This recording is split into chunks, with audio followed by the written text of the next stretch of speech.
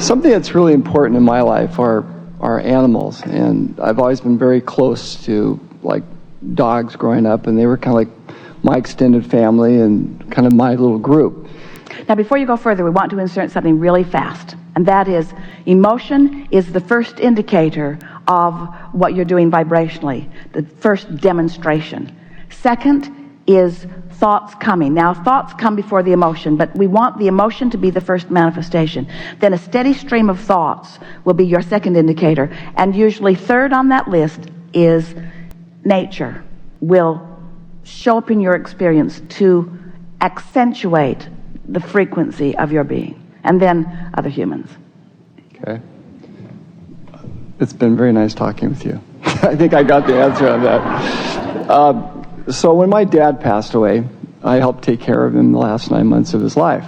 And I was in a cemetery just biking down and feeling really close to him.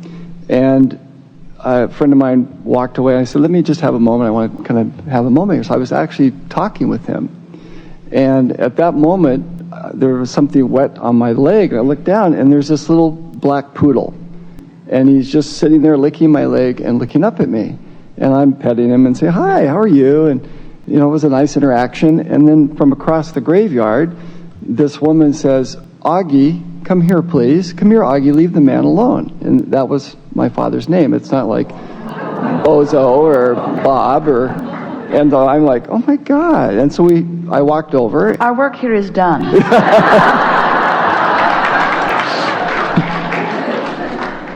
In other words, with what precision can the universe deliver to you demonstrations of, It gets better. So I walk over to this woman, and we had this interaction. I found out that her son had died on the same day as my father. He had committed suicide, and they got this dog for the young boys that were left behind and named him Augie after the month. So we have this moment and blah, blah, blah. 10 years later, which was last week, I'm in a coffee stand sitting there, and another little black poodle comes up and sits at my feet outside. And I'm like, oh my God, hello. And I'm petting him. I turned to my friend. I said, would this be weird if his name is Augie? And I took his tag and looked at it, and it was my father's nickname he grew up with. They didn't even call him Augie. It was Junior. And this little dog, same little black kind of poodle, is looking at me, and I'm just having this incredible moment. And so I guess my question around this is, Really? You have a question?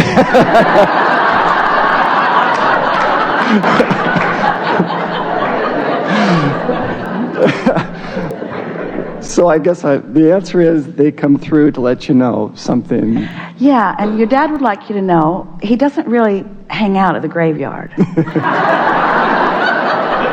good.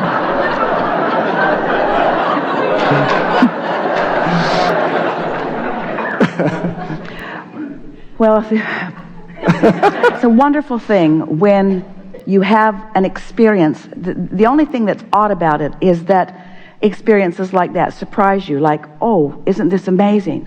What's amazing to us is that you are not having more of those experiences all day, every day, where you are noting the correlation between something that you've done vibrationally and the universe's very deft, very deliberate hand at assisting you.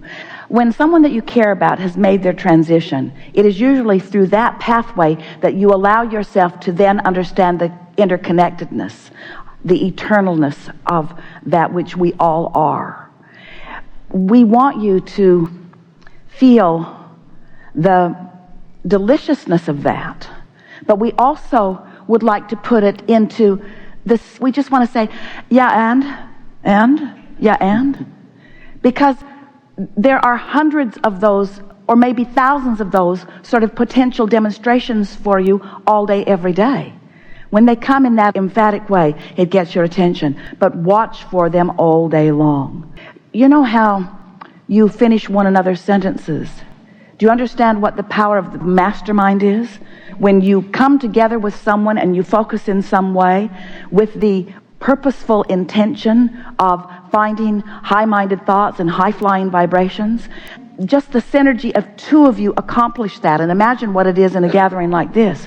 When just the synergy of two of you accomplish that, you open a passageway that allows infinite intelligence to flow to you and through you. We can't even find words to demonstrate. We just want to say that things like that are happening all day that you don't even know are happening. There are all kinds of rendezvous on your behalf, insightful things that are coming to you.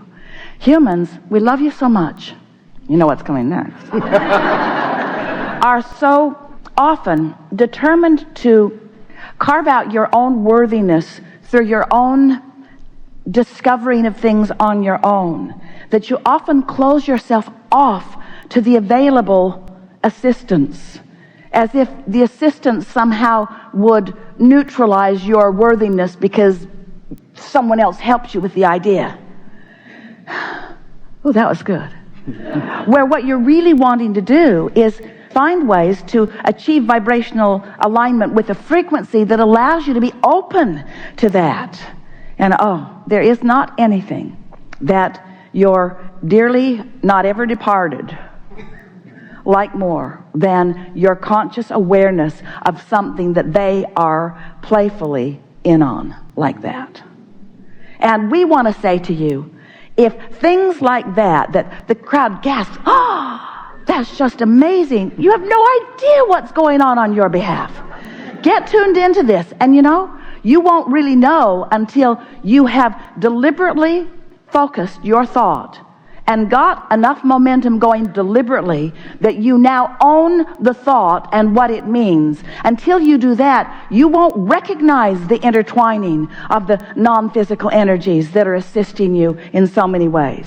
It's like until you ask a question, you don't have any relationship with the answer.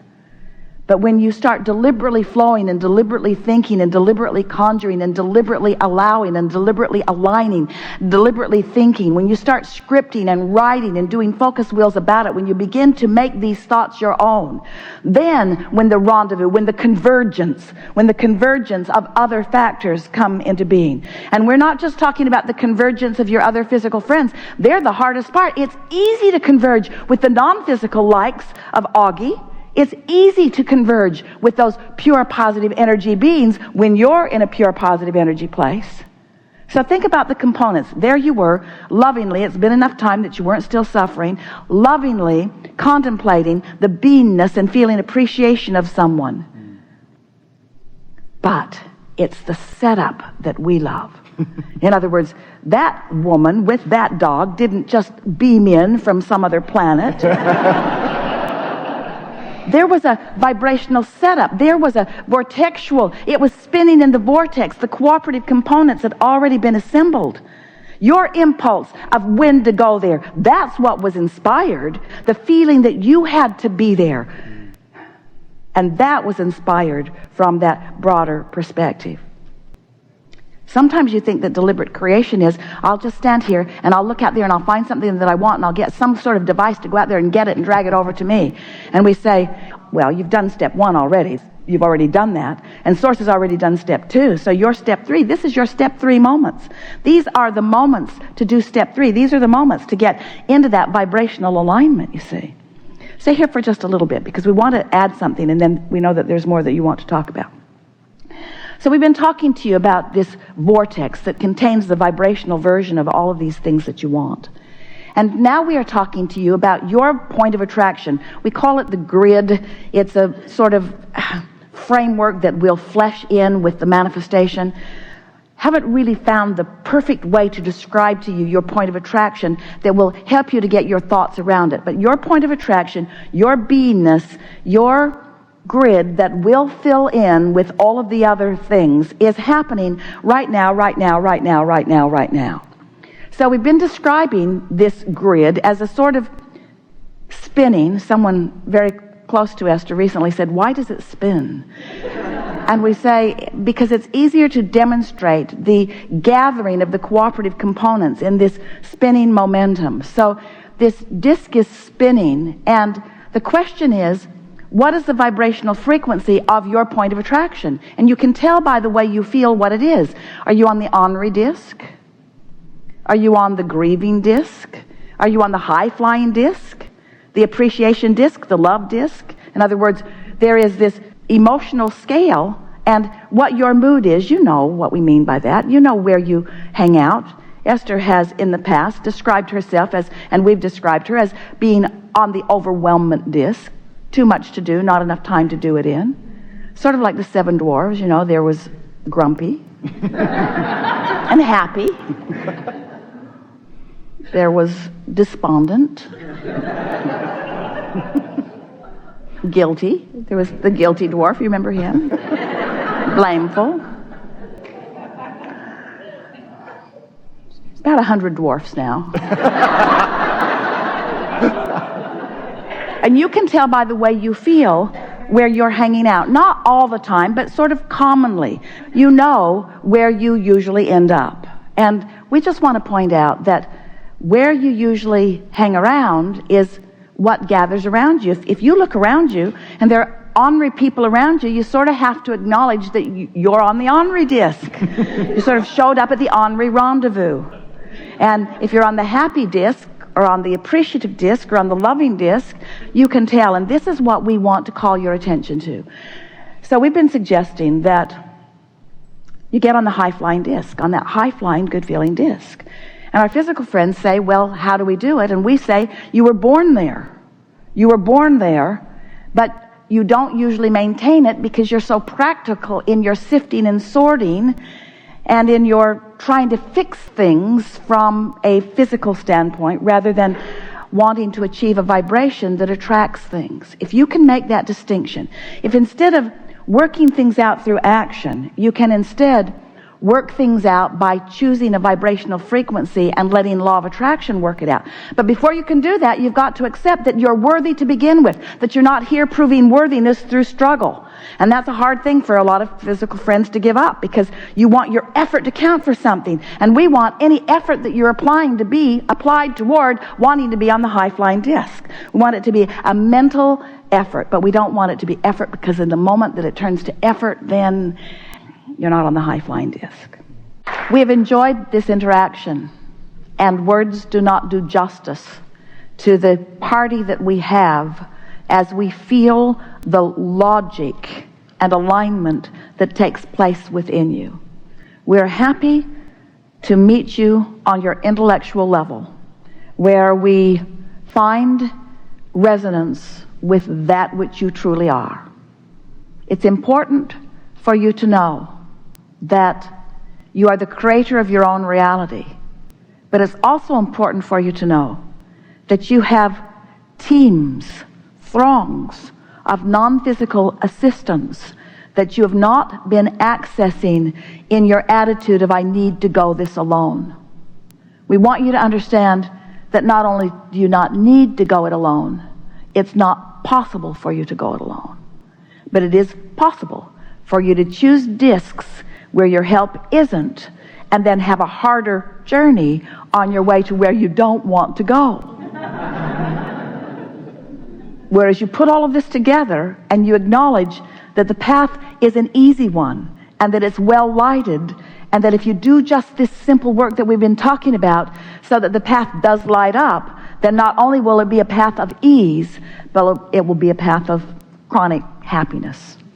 And then you'll feel like that invincible being, where it feels like you're waving this magic wand and anything you point at will open for you. And those who are standing back watching you, who have not been privy to the vibrational exchange, who don't know that law of attraction is managing the universe, and who do not understand that they are emitting a vibration that is being responded to, they will watch you in amazement, and they will call you things like lucky. They will call you things like fortunate. They will marvel at the good fortune that comes to you. But they will not understand that you are now the deliberate creator of your experience. And it's not magic. It's cashing in the vibrational currency that you've always had access to. We don't even need to tell you to spend it wisely, because it never stops flowing. Spend it with fun and with eagerness and often. There is great love here for you. And as always, we remain stubbornly, joyously, eternally in the vortex.